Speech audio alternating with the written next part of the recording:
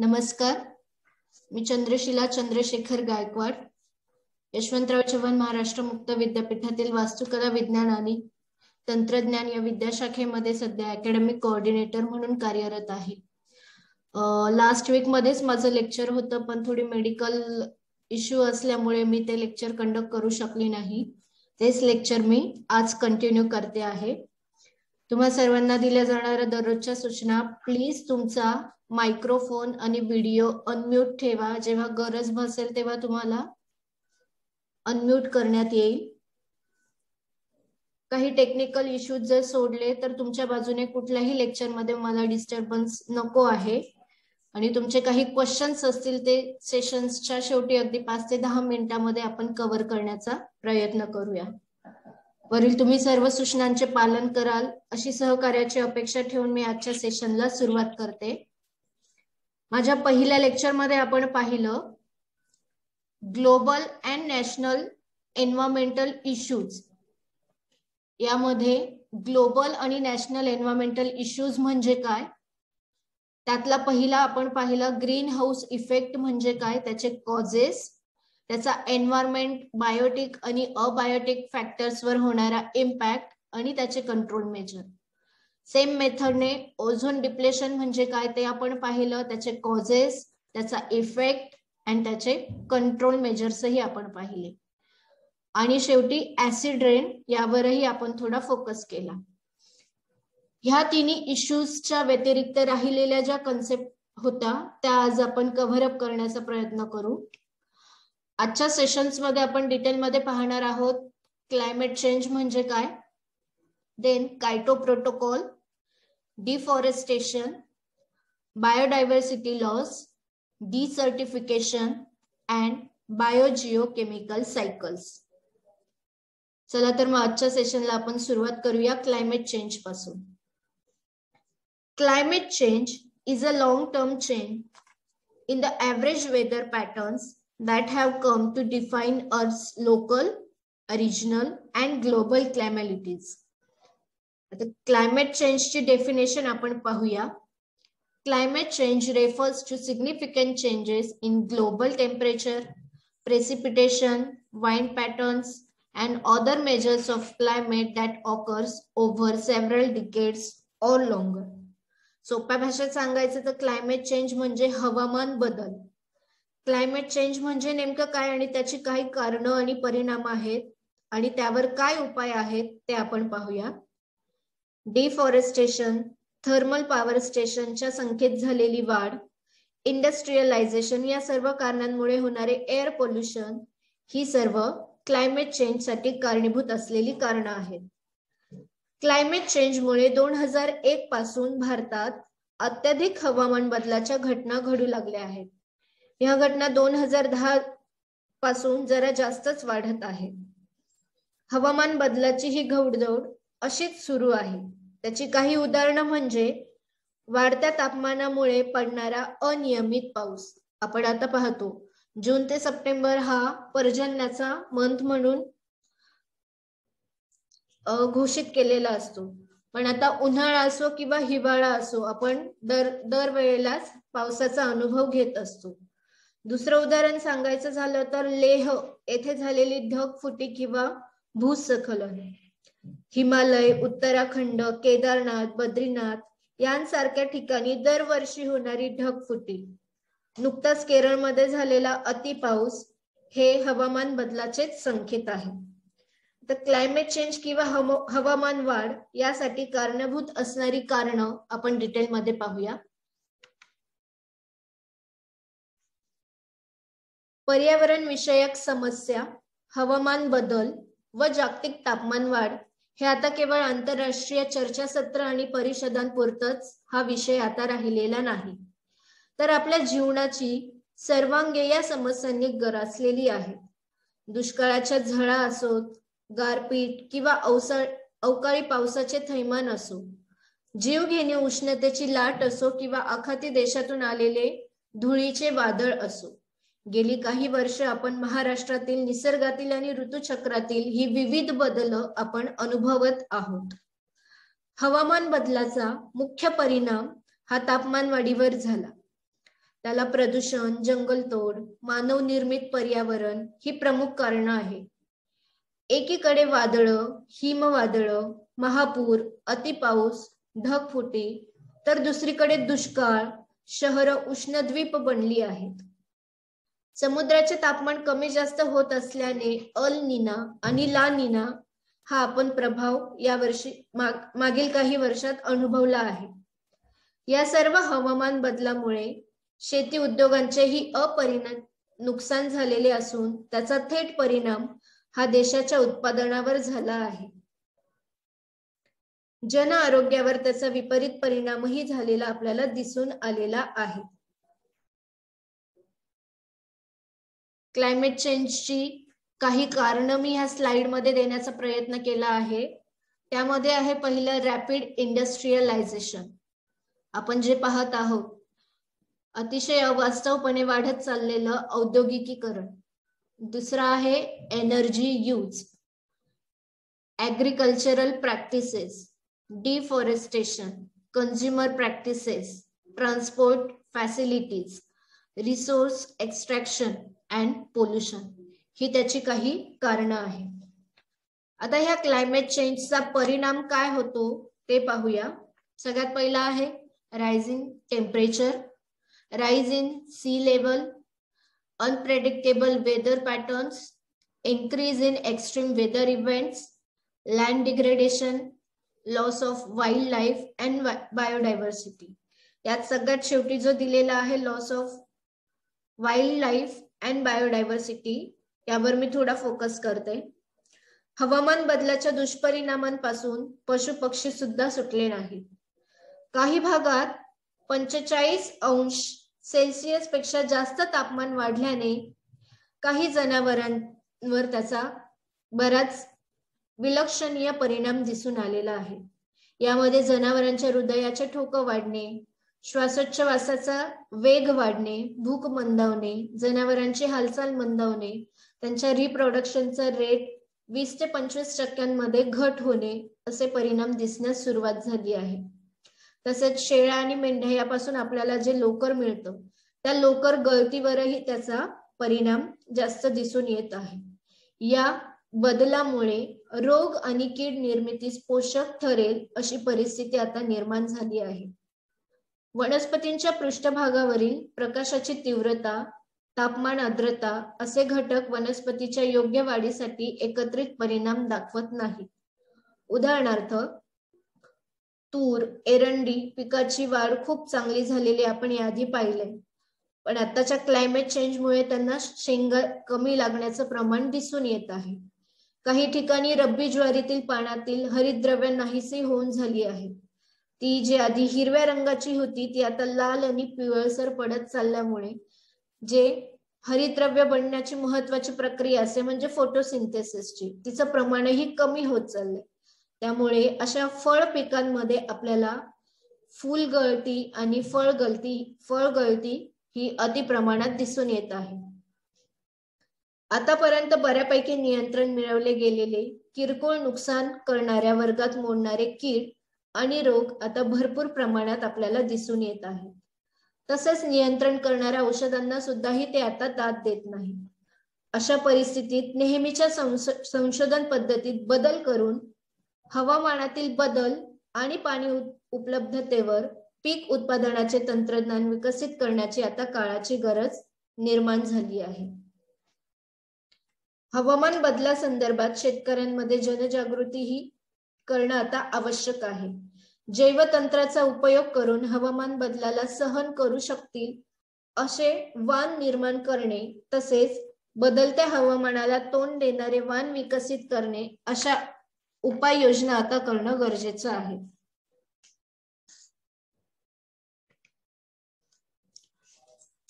या स्लाइड मध्ये क्लायमेट चेंजचा वातावरणावर तसेच बायोटिक आणि अबायोटिक फॅक्टरवर होणारा इम्पॅक्ट दाखवण्याचा प्रयत्न केला आहे. शेवटची जी 2 पिक्स आहेत ती मला सांगायला आवडेल तुम्हाला की आमच्या इथे सायन्स एक्झिबिशन असतं दरवर्षी. ह्या सायन्स एक्झिबिशन मध्ये ह्या स्केच थ्रू, ह्या पेंटिंग थ्रू मी क्लायमेट चेंजवर फोकस टाकण्याचा प्रयत्न केला. म्हणून ही दोन्ही पेंटिंग्स मी काढलेली आहेत, म्हणून मी ती ह्या आजच्या स्लाइड शो मध्ये मी ती ऍड केली. यापुढे पाहणार आहोत Kyoto protocol. The Kyoto Protocol was adopted as an international agreement that called for industrialized nations to reduce their greenhouse gas emission significantly. In December 1997 in Kyoto, Japan. जपानमध्ये अस्तित्वात असलेल्या Kyoto शहरामध्ये डिसेंबर 1997 मध्ये हा एग्रीमेंट मंजूर करण्यात आला. डिसेंबर 2012 मध्ये हा प्रोटोकॉल संपुष्टातही आला. त्यानंतर 2012 ते 2015 मध्ये सेकंड प्रोटोकॉल फॉलो झाला, तो म्हणजे Doha amendment. Doha amendment has a short life. In 2015, at the Sustainable Development Summit held in Paris, all UNFCCC participants signed yet another pact, that is the Paris Agreement, which effectively replaced the Kyoto Protocol. अगदी सोप्या भाषेत सांगायचं तर Kyoto protocol हा एक आंतरराष्ट्रीय करार असून याचे उद्देश मुख्यतः असे आहेत. पहिला, हा जो क्योटो प्रोटोकॉल आहे हा का तयार करण्यात आला, याच्या मागचे काय उद्देश आहे, तर त्याच्या मागचे प्रमुख दोनच उद्देश आहेत. सर्वात पहिला उद्देश म्हणजे कार्बन डायऑक्साईडचे उत्सर्जन कमी करणे. इंडस्ट्रीज मधून जो कार्बन डायऑक्साईड बाहेर फेकला जातो तो बाहेर फेकण्याचं प्रमाण कमी करणं हा एक महत्वाचा उद्देश आहे क्योटो प्रोटोकॉलचा. आणि दुसरा, वातावरणातील हरितगृह वायू यांचे प्रमाण कमी करणे. मला तुम्हाला एक प्रश्न विचारायला आवडेल. माझ्या मागच्या लेक्चरमध्ये मी ग्रीन हाऊस इफेक्ट याला कारणीभूत असणारे ग्रीन हाऊस गॅसेस सांगितले होते.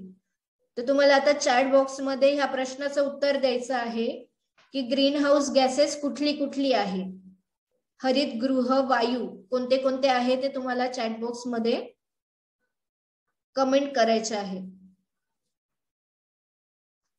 पुन्हा क्योटो प्रोटोकॉलवर वळूया.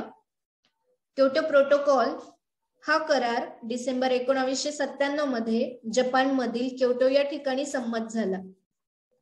मात्र 1997 मध्ये संमत होऊन सुद्धा हा प्रोटोकॉल 2005 मध्ये प्रत्यक्ष अस्तित्वात आला. या कराराने अनुसूची 1 मध्ये म्हणजे आर्टिकल 1 मध्ये समाविष्ट असलेल्या 37 विकसित देशांनी 2012 पर्यंत ग्रीन हाऊस गॅसेस कमी करण्याचे कायदेशीर निर्बंध स्वीकारले होते. त्यानुसार या देशांनी त्यांच्या 1990 साली असलेल्या ग्रीन हाऊस गॅसेस इमिशन मध्ये सरासरी 5.2% उत्सर्जन कमी करावे असे ठरवले होते. जवळजवळ 192 देश हे क्योटो प्रोटोकॉल मध्ये सामील झालेले होते. या प्रोटोकॉलला 137 विकसनशील देशांनीही कायदेशीर मंजुरी दिली आहे, पण अमेरिकेने मात्र यात सामील होण्यास नकार दिला होता. ही सगळी इन्फॉर्मेशन मी वेगवेगळ्या रेफरन्स बुक मधून घेतलेली आहे. तुमच्या ई बुक मध्ये कदाचित एवढे डिटेल्स नाहीयेत, मात्र जर तुमच्या जवळ आता पेन आणि पेपर असेल तर हे पॉइंट्स तुम्ही नोट डाऊन करू शकता. आणि जरी आता नोट डाऊन करायला नाही जमले तरी हे लेक्चर यशवंतराव चव्हाण महाराष्ट्र मुक्त विद्यापीठाच्या ycmu.ac.in या वेबसाईटवर आपण अपलोड करणारच आहोत. तुम्ही त्यातूनही त्याचा अभ्यास करू शकता. So move back to the Kyoto protocol. या क्योटो प्रोटोकॉलच्या काय मर्यादा आहे ते आता पाहूयात. Limitations of Kyoto protocol.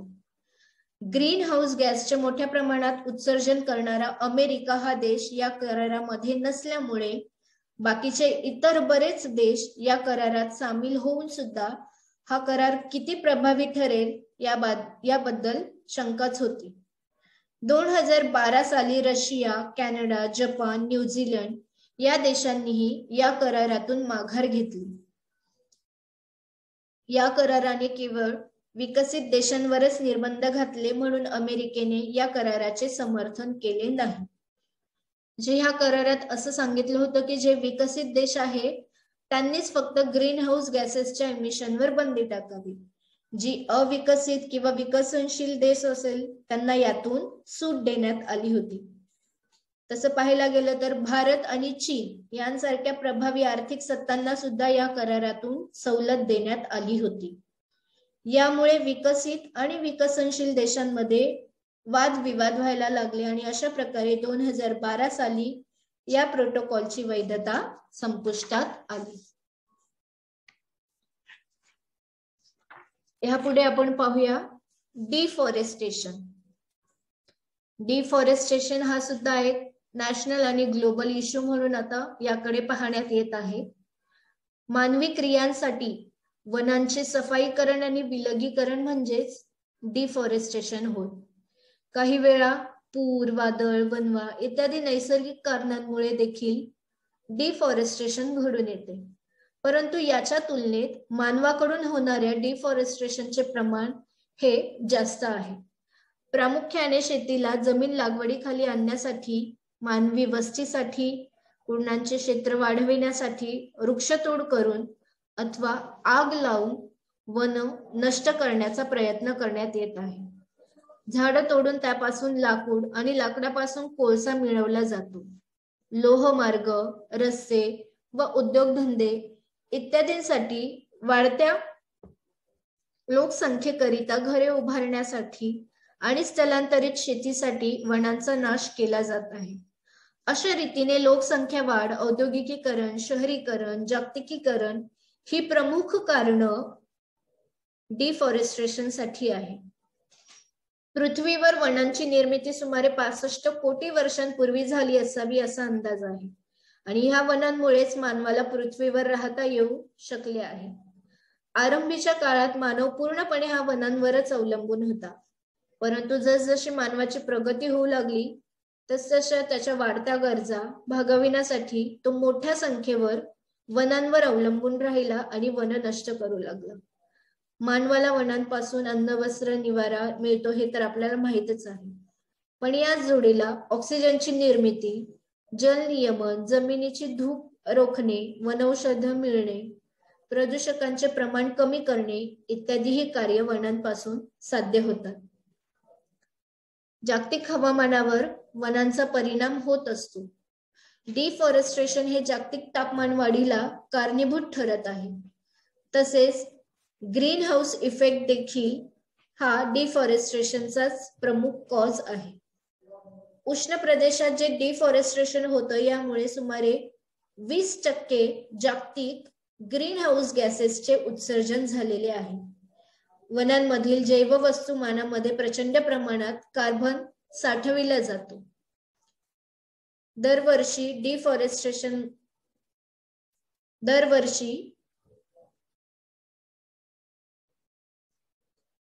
वनस्पतींद्वारे जे फोटोसिंथेसिस होतं, ह्या फोटोसिंथेसिसच्या रेटमध्ये डिफॉरेस्टेशनमुळे आपल्याला दरवर्षी घट बघायला मिळत आहे. या डिफॉरेस्टेशनमुळे जलचक्रावर म्हणजेच वॉटर सायकलवरही त्याचा वाईट परिणाम दिसून येत आहे. मातीतील तसेच हवेतील पाण्याचे प्रमाण कमी होत चालले आहे. परिणामी जमिनीची धूप होणं, ही जैवविविधता नष्ट होणं यांसारखी कारणं उद्भवतात आहे. स्लाइड मध्ये दाखवल्याप्रमाणे डिफॉरेस्टेशनची डेफिनेशन पाहूया. Deforestation, it is a human cause or a natural cause which lead to the cutting down of trees and reduce forest areas is called deforestation. त्याचे काही कॉजेस दिलेले आहेत. कमर्शियल और industrial agriculture, construction of a new buildings, roads and other infrastructure facilities, increased population, various natural calamities, unsustainable forest management, etc. आता deforestation मुळे Biotique आणि abiotic फॅक्टरवर काय परिणाम होतोय तो पाहूया. डिफॉरेस्टेशन मुळे सामाजिक, आर्थिक आणि पर्यावरणीय मूल्यांबाबत जगभरातील जनतेला जागृत करण्यासाठी 2011 हे वर्ष संयुक्त राष्ट्रांनी वन वर्ष म्हणून जाहीर केलं आहे. आंतरराष्ट्रीय वन वर्षाच्या बोधचिन्हात मानवी जीवनात वनांचे सर्वस्पर्शी उपयोग दाखविले आहे. वृक्षतोड ही समस्या मागील काही दशकांपासून जाणवत आहे. त्याचे तोटे आपल्या सर्वांना माहीतच आहे. तरीही वाढती लोकसंख्या आणि त्यामुळे निर्माण झालेल्या गरजा पूर्ण करण्यासाठी वृक्षांना त्यांचे प्राण गमवावे लागत आहे. माणसाच्या गरजा वाढत आहेत असे म्हणण्यापेक्षा लोकसंख्या वाढीमुळे एक स्पर्धा निर्माण झाली आहे आणि अशा स्पर्धेत फक्त स्वार्थ साधला जातो. निसर्गाचा आणि पर्यावरणाचा कोणीही विचार करताना दिसून येत नाही. जेवढ्या औद्योगिक संस्था, शिक्षण संस्था, घरे, इमारती या मागील 3 दशकात निर्माण झाल्या आहेत तेवढ्या यापूर्वी कधीही झाल्या नव्हत्या. त्या सर्वांसाठी लाकडाचा वापर हा कोणत्या ना कोणत्या प्रकारे झालाच. साहजिकच त्यामुळे बेसुमार वृक्षतोड करण्यात आली. झाडांचा आणि निसर्गाचा खूप जवळचा संबंध आहे हे आपल्याला माहीतच आहे. पृथ्वीवर जगण्यासाठी लागणारी हवा आणि पाणी हे झाडांवरच अवलंबून आहे. जलचक्र पूर्ण होण्यासाठी जमिनीवर पाऊस पडावा लागतो. पाऊस पडण्यासाठी थंड आणि पर्यावरणयुक्त असा भूभाग आवश्यक असतो आणि त्यासाठी सदाहरित वृक्षांचीही गरज भासते. जेवढी वृक्ष संख्या जास्त तेवढा पाऊस जास्त पडतो. आता जर आपणच झाडं तोडली तर पावसाचे प्रमाण कमीच होईल ना. झाडे देखील श्वसन क्रिया करत असतात, ज्यामध्ये ऑक्सिजन बाहेर सोडून कार्बन डायऑक्साईड हा आत घेतला जातो. आज आपण पॅन्डेमिक सिच्युएशन मध्ये पाहत आहोत की ऑक्सिजनची कमतरता किती भयंकर प्रमाणात आपण अनुभव घेत आहोत. या सगळ्यांना डिफॉरेस्टेशन हे सुद्धा कारणीभूत आहे असं मला वाटतं. माणसासाठी आणि इतर सजीवांना ऑक्सिजन आवश्यक असतो. तसेच सर्व सजीव कार्बन डायऑक्साईड बाहेर सोडतात. म्हणजे झाडं आणि सजीव हे एकमेकांना दान आणि प्रदान करत असतात असे म्हटलं तरी काही चुकीचं ठरणार नाही. गाड्यांमधून आणि कारखान्यांमधून बाहेर पडणारे विषारी वायू हे देखील झाडेच शोषून घेतात. वृक्षतोड जर झाली तर आपण आपलेच नुकसान करून घेत आहोत. परिसरात झाडे नसल्याने उष्णता वाढत आहे. मानवी त्वचेसाठी आणि डोळ्यांसाठी ही उष्णता परिणामकारक आहे. तसेच वायू प्रदूषणही झाल्याने आरोग्याच्या समस्या वाढत आहेत. वृक्षतोड थांबवून परिसरात जर झाडांची संख्या वाढवली तर माणसाचे आरोग्य सुधारेल आणि दुष्काळ कधी येणारही नाही. झाडे आपली मुळे जमिनीत खोलवर नेतात. त्यांना पाण्याची गरज भासते. पाऊस पडल्यावर जमिनीत मुरणारे पाणी झाडांची मुळे आपोआप शोषून घेतात. यामुळे झाडांची वाढ होते. जमिनीचा कस नियंत्रित राखला जातो आणि परिणामी जमिनीची धूप होत नाही. पण जर वृक्षतोड झाली तर मातीची धूप होऊन जमिनीचा कसही संपुष्टात येईल. पर्यावरणाचा समतोल राखला जाणार नाही. प्राणी आणि पक्षी यांचंही जीवन संपुष्टात येईल. माणसाकडे विकासाच्या नावाखाली अनेक यंत्र आहेत ज्याद्वारे कित्येक वर्षे जगलेला वृक्ष एका दिवसात नेस्तनाभूत केला जातो. जंगलाच्या जंगल हे रिक्त केले जात आहे. तेथील प्राणी आणि पक्षी हे स्थलांतर करतात. त्यांची पाण्याची आणि खाण्याची समस्या आणखी एकदा डोकेवर काढते. सर्वच्या सर्व वन्यजीवन विस्कळीत होताना दिसत आहे. एखादी नदी असेल, तिच्या शेजारील वृक्ष जर तोडले तर ती नदी उन्हाळ्यात सुकून जाते. निसर्ग चक्रात एक मोठा अडथळा ह्या वृक्षतोडीमुळे निर्माण झालेला आहे. पृथ्वीवर अचानक तापमान खूपच वाढले आहे. वाढत्या तापमानामुळे आणि प्रदूषणामुळे ओझोनचा थर लोप पावत आहे. आपण मागच्या लेक्चरमध्ये पाहिलंय की ग्लोबल वॉर्मिंगमुळे कसा ओझोन डिप्लेशन होतोय.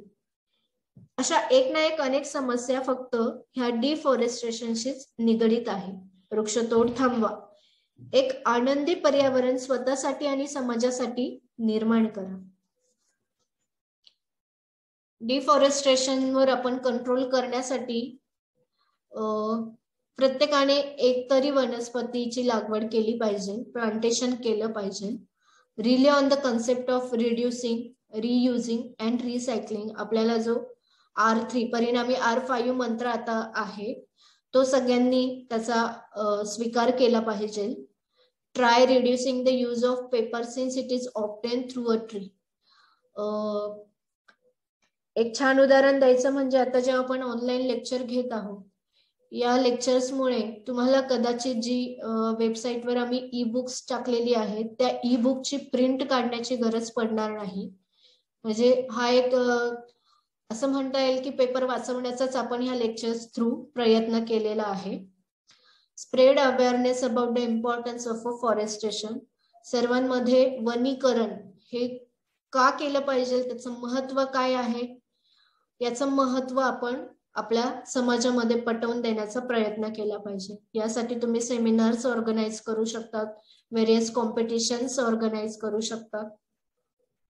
Then promote products which ensure reduce or no deforestation. जास्तीत जास्त अशाच वस्तू वापरण्यावर भर टाका जी डिफॉरेस्टेशनला सहाय्य करत नाही. यापुढे आहे biodiversity loss. 25 biodiversity hotspots have been identified worldwide as an area of a greater biological endemism in the biosphere. जवळजवळ 25 अशी ठिकाणं आहे जी बायोडायव्हर्सिटी हॉटस्पॉट म्हणून घोषित करण्यात आलेली आहे, जी जगभरातली आहे. त्यातली 2 जी आहेत हॉटस्पॉट ती भारतातली आहे, ती म्हणजे eastern Himalayas and the western Ghats. जगातल्या संपन्न जैवविविधता असलेल्या मोजक्या प्रदेशांपैकी भारत एक आहे. यामध्ये थार सारखा वाळवंटी प्रदेश आहे, हिमालयाच्या सानिध्यात असलेली सूचीपर्णी वृक्षांची जंगलं आहे, नेपाळच्या सीमेजवळचा तराईचा प्रदेश आहे, सागराजवळची खारफुटी रानं आहेत, अंदमान, निकोबार, लक्षद्वीप यांसारखी बेटं आहेत. ह्या बहुविध परिस्थितींमुळे भारतात विपुल जैवसंपदा ही आढळून आलेली आहे. पश्चिम घाट किंवा सह्याद्रीच्या डोंगर रांगा यापैकीच एक आहे. सागराचे सानिध्य, कमी जास्त पर्जन्यमान यांचा वनांवर झालेला परिणाम, यामुळे निर्माण झालेली विविधता याचा एकत्रित परिणाम म्हणून येथे अधिवासाची विविधता आहे. घाटमाथ्यांवरील जांभ्यांची पठारं किंवा सडे ही अशीच एक नाजूक परिसंस्था आहे. सिरोपेजिया सारख्या दुर्मिळ वनस्पती प्रजाती, काही विशिष्ट बेडकांच्या प्रजाती ह्या दुर्दैवाने अशा ठिकाणांवरून विलुप्त होत चाललेल्या आहेत. भारतात पिकांच्या, पाळीव प्राण्यांच्या हजारो जाती आढळून येतात. त्या काही अचानक किंवा आपोआप तयार झाल्या नाही. वर्षानुवर्ष स्थानिक जमातींनी किंवा शेतकऱ्यांनी अनुकूल जाती निवडून त्यांची जोपासना केलेली आहे. आर्थिक उत्पादन देणाऱ्या वाणांचा भरमसाठ प्रचाराच्या नादात स्थानिक वाण हळूहळू कालबाह्य होत चाललेले आहे. विशेषतः रोग प्रतिकारक शक्तीसाठी अधिक उत्पन्न देणाऱ्या वाणांचा जेनेटिक सीड बँक याद्वारे पारंपरिक वाणमध्ये जतन केलं जातं. आता ही जैवविविधता आहे, त्याच्या ऱ्हासाची काय कारणं आहे, बायोडायव्हर्सिटी लॉस यासाठी कारणीभूत असलेली कारणं कुठली कुठली आहेत ते पाहूया. एखादी जाती हळूहळू नष्ट होणे हे नैसर्गिक असले तरी गेल्या काही दशकात जाती नष्ट होण्याच्या प्रमाणात चिंताजनक वाढ झालेली आहे. गेल्या 25 वर्षात जगातील जैवविविधतेचे 15% नुकसान झाले आहे व अशा जाती नष्टप्राय होण्याच्या मार्गावर आहे. जाती नष्ट होण्यामागील महत्वाचे कारण म्हणजे जातींच्या नैसर्गिक अधिवासात झालेली घट. जैवविविधतेच्या ऱ्हासाचे आणखीन एक कारण म्हणजे आर्थिक फायदा नुकसानीच्या हिशोबाची असणारी सरळ नाते दाखविण्यात आलेले अपयश. कदाचित म्हणूनच की काय यातून धडा घेऊन कर्नाटकामधल्या अधनाशिनी नदीच्या भोवताली वसलेल्या स्थानिक लोकांनी आणि मच्छीमारांनी जीवशास्त्राच्या शिक्षकांना नदीतील कालवे, शिंपले, मासे, झिंगे इत्यादींच्या अभ्यासात मदत केली आणि त्यातून असं लक्षात आलं की यांच्या विक्रीतून होणारी आर्थिक उलाढाल वर्षा काठी सुमारे 5 कोटी रुपये इतकी आहे. त्यामुळे नदी आणि परिसरातील जैवसंपदेचे नुसते संरक्षण नाही तर संवर्धनही साध्य झाले आहे. आणि ह्या सर्वांमुळे तेथे कारणीभूत असणारा प्रदूषणकारी कारखाना तेथून हटवावा लागलेला आहे. यापुढची कन्सेप्ट आहे डिसर्टिफिकेशन. Desertification is the degradation process by which a fertile land changes itself into a desert by losing its flora and fauna. म्हणजेच नैसर्गिक पर्यावरणातील बदलांमुळे वाळवंटालगतच्या प्रदेशात मानवाने केलेल्या ऱ्हासामुळे वाळवंटासारखी परिस्थिती तेथे निर्माण होणे म्हणजेच डिसर्टिफिकेशन होणे. आता हे डिसर्टिफिकेशनची लक्षणं कोणते कोणते आहे ते पाहूया. सर्वात प्रथम मृदेमध्ये असलेली क्षारता म्हणजे सॉइलची जी सॅलिनिटी असते त्यामध्ये अतिप्रमाणात झालेली वाढ हे मुख्य कारण आहे. दुसरं, भूपृष्ठावर पाण्याच्या पातळीमध्ये झालेली कमतरता. तिसरं, सॉइल इरोजन मध्ये मोठ्या प्रमाणात वाढ. भूजल पातळीमध्ये घट. जमिनीच्या खाली असणारे जे काही पाण्याचा साठा आहे त्यामध्ये मोठ्या प्रमाणात घट दिसून येत आहे. ही सगळी लक्षणं डिसर्टिफिकेशनची आहे. आता यासाठी कारणीभूत असलेली कारणं कोणती, तर सर्वात पहिले आहे ओव्हरग्रेझिंग, गुरांद्वारे झालेली अतिचराई. दुसरं आहे डिफॉरेस्टेशन, वृक्षतोड. फार्मिंग प्रॅक्टिसेस, परंपरागत चालत आलेली शेतीच्या ज्या काही मशागत करण्याच्या पद्धती आहे ह्या पद्धतीने सुद्धा डिसर्टिफिकेशनची कंडिशन ही अप्लाय होते. पुढे आहे urbanisation and other type of land development. शहरीकरण करायचं म्हटलं तर तिथे असलेल्या वृक्षांची तोड करण्यात येते, हेही मोठ्या प्रमाणात दिसून येते. पुढे आहे climate change, stripping the land of resources and the natural disasters. ही त्याची काही कारणं आहेत. डिसर्टिफिकेशन रोखण्यासाठी संयुक्त राष्ट्रसंघाचा वाळवंटीकरण प्रतिकार करार हा संमत झाला 1977 मध्ये. 1977 मध्ये नैरोबी येथे संयुक्त राष्ट्राच्या डिसर्टिफिकेशनच्या परिषदेत वाळवंटीकरण या विषयावर पहिल्यांदाच जागतिक पातळीवर चर्चा झाली 1977 मध्ये. या चर्चेमध्ये वाळवंटीकरण ही मोठी जागतिक पर्यावरणीय समस्या म्हणून घोषित करण्यात आली. यामुळे अन्न उत्पादनात घट, नैसर्गिक संसाधनात घट, पर्यावरणाचा ऱ्हास यावर परिणाम होऊन मानवी जीवन हे धोक्यात आलेले आहे. वाळवंटीकरणाची कारणं काही नॅचरल आहेत तर काही मॅनमेड आहे. यामध्ये दुष्काळ, डिफॉरेस्टेशन, ऊर्जा मागणी, शहरीकरण, लोकसंख्या केंद्रीकरण, भूमीवरील ताण म्हणजे excess use of pesticides and fertilisers, decrease in soil fertility, अयोग्य कृषी पद्धती इत्यादी कारणं दिसून येतात. वरील सर्व कारणांमुळे महाराष्ट्राचा वाळवंट होतो. थोड्या नव्हे तर राज्याच्या तब्बल 44.93 क्षेत्रावर वाळवंटीकरणाची प्रक्रिया किंवा जमिनीची धूप सुरू आहे. ही माहिती इंडियन स्पेस रिसर्च ऑर्गनायझेशन म्हणजेच इस्रो आणि स्पेस ऍप्लिकेशन सेंटर यांनी केलेल्या अभ्यासातून पुढे आलेली आहे. त्यांनी प्रदर्शित केलेल्या अहवालात देशाची आणि प्रत्येक राज्यातील वाळवंटीकरणाची स्थिती दाखवण्यात आली आहे. तुम्हाला जर हा इस्रोचा अहवाल बघता आला तर तुम्ही नक्की बघा. या अहवालामध्ये प्रत्येक देशामध्ये जे डिसर्टिफिकेशन झालेली हॉटस्पॉट आहे ती रेड कलरने दाखवण्यात आली आहे. या अहवालानुसार महाराष्ट्राच्या 1,38,25,935 हेक्टर एवढ्या मोठ्या भूभागाचं वाळवंटीकरण होत आहे. हे या अहवालातून प्रूव्ह झालेलं आहे. बेसुमार वृक्षतोड, अतिचराई, अशाश्वत पद्धतीची शेती, औद्योगिकीकरण, नैसर्गिक साधन संपत्तीचा बेसुमार वापर, अनियमित पाऊस ही वाळवंटीकरणामागची महत्वाची कारणं आहेत. देशातील वाळवंटीकरणात सर्वाधिक वाटा राजस्थान, महाराष्ट्र, गुजरात, जम्मू काश्मीर, कर्नाटक, झारखंड, ओडिसा, मध्य प्रदेश, तेलंगणा यांचा आहे.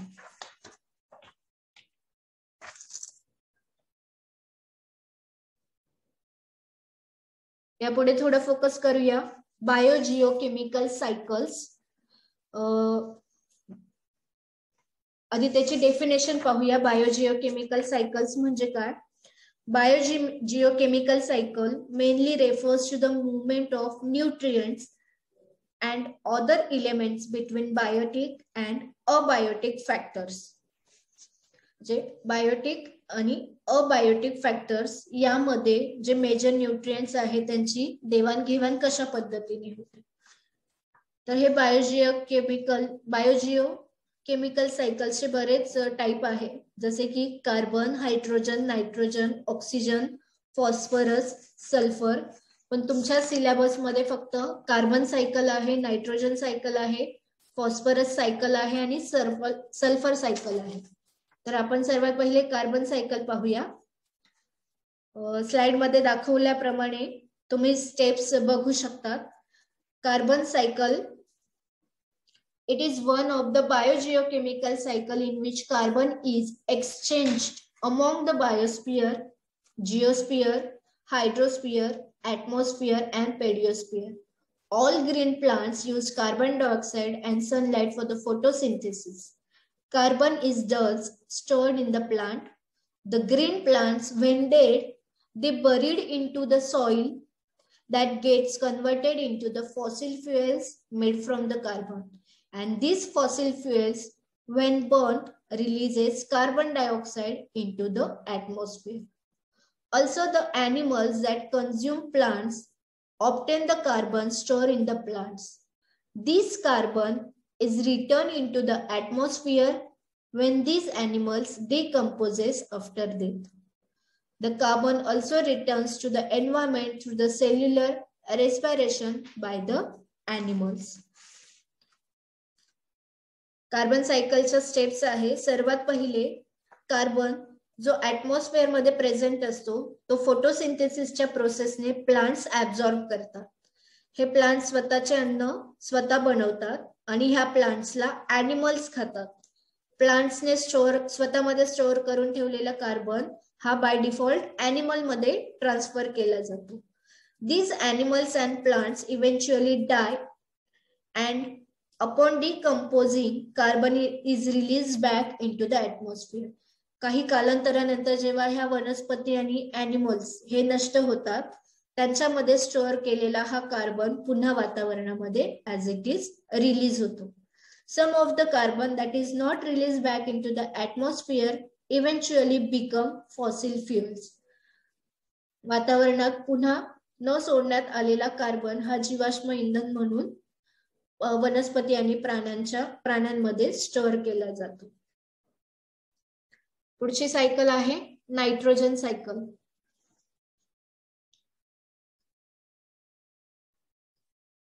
It is a biogeochemical cycle by which nitrogen is converted into several forms and it gets circulated through the atmosphere that varies and various ecosystems such as the terrestrial and marine ecosystem.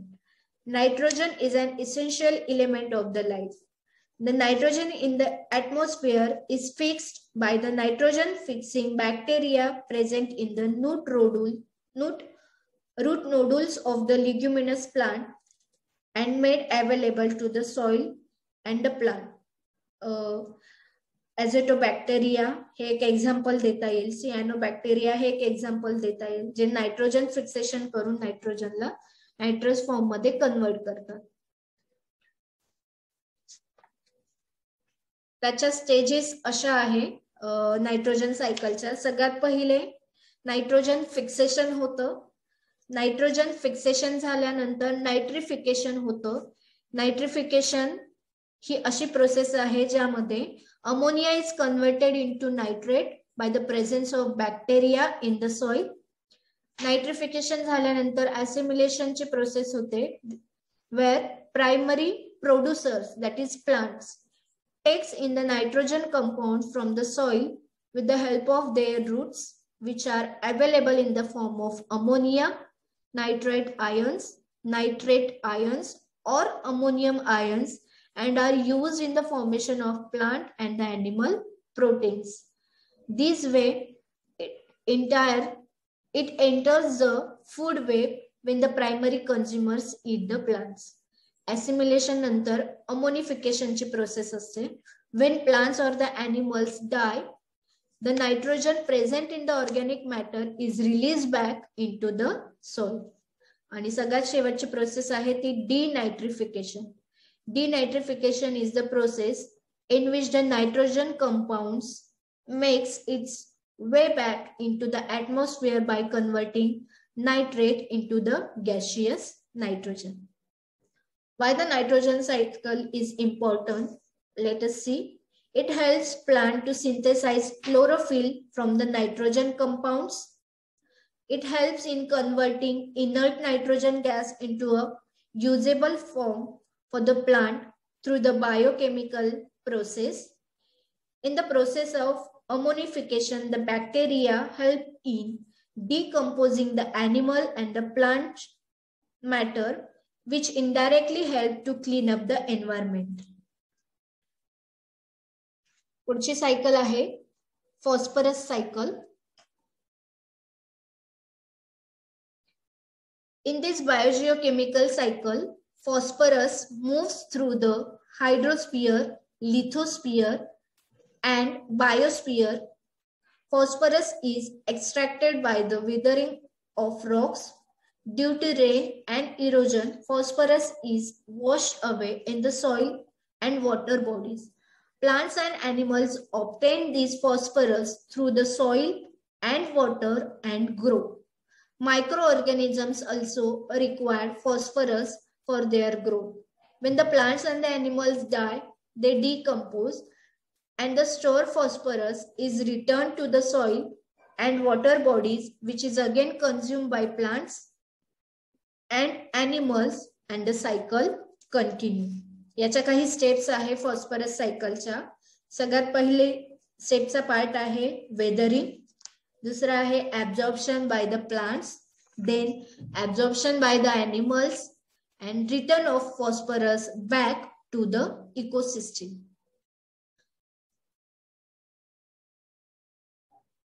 पुढची cycle आहे sulphur cycle. Sulfur is one of the most abundant element on the earth. It is a yellow, brighter, tasteless, odorless, non-metal. Sulfur is present in all kinds of proteins. Plants directly absorb sulfur-containing amino acid such as methionine, cysteine, and cysteine. Sulfur is released into the atmosphere by the burning of fossil fuels, volcanic activities, and decomposition of organic molecules. On land, sulfur is stored in underground rocks and minerals. It is released by precipitation, weathering of rocks, and geochemical events. The process of sulfur cycle, the steps are as follows. The sulfur is released by the weathering of rocks. Sulfur comes in contact with air and is converted into sulfates. Sulfates are taken up by the plants and microbes and are converted into organic forms. The organic form of sulfur is then consumed by the animals through their foods, and thus sulfur moves in the food chain. When the animals die, some of the sulfur is released by decomposition, while some enter the tissues of microbes. Here are some references where I got these informations. तर आजच्या presentation मधून 1.3 हा unit हा पुन्हा cover करण्याचा मी प्रयत्न केला आहे. यामध्ये green house effect, ozone depletion, concept of acid rain, climate change, Kyoto Protocol, deforestation, biodiversity loss, desertification आणि various types of biogeochemical cycles. या सर्वांचा अभ्यास आपण ह्या दोन्ही सेशन्स मध्ये केला आहे. आता जर तुम्हाला काही प्रश्न असेल तर तुम्ही मला विचारू शकता.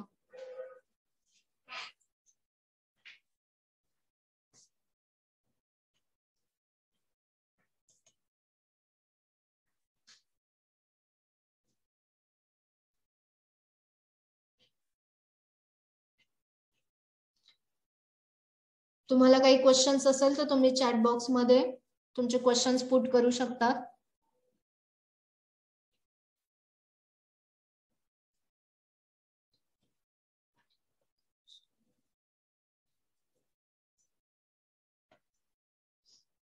Sulphur cycle. ओके, आता सांगितल्याप्रमाणे वातावरणामध्ये जे खडक असतात, वातावरणाचा त्याच्यावर परिणाम होऊन या खडकांमध्ये जो सल्फर असतो तो रिलीज होतो.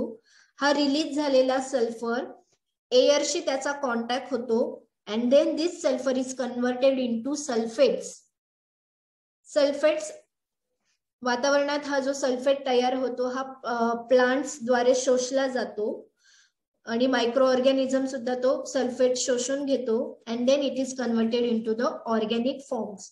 These organic form of sulfur is then consumed by the animals through their food and thus sulfur move into the food chain. म्हणजे वातावरणात जो सल्फर आहे तो ॲनिमल्सला ॲज इट इज घेता येत नाही. तो प्लांट्स आणि मायक्रो ऑर्गॅनिझम्स थ्रू त्याचं ऑर्गॅनिक फॉर्म मध्ये कन्व्हर्जन होतं आणि मग तो ॲनिमल्स द्वारे फूड चेन मध्ये एंटर केला जातो.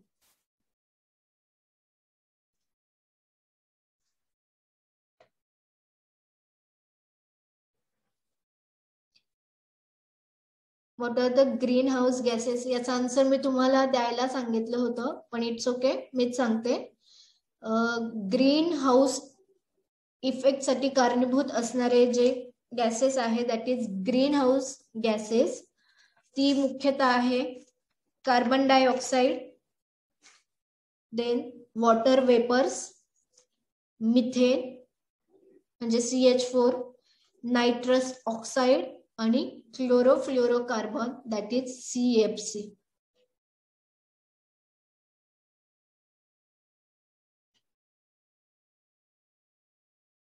अजून काही प्रश्न असेल तर विचारू शकता तुम्ही.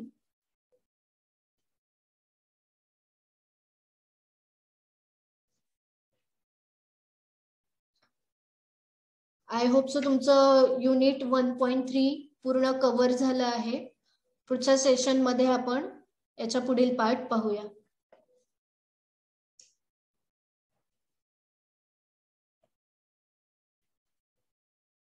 हे सेशन मी इथे थांबवते आहे. पुढच्या सेशन मध्ये आपण कंटिन्यू करूया. Thank you so much.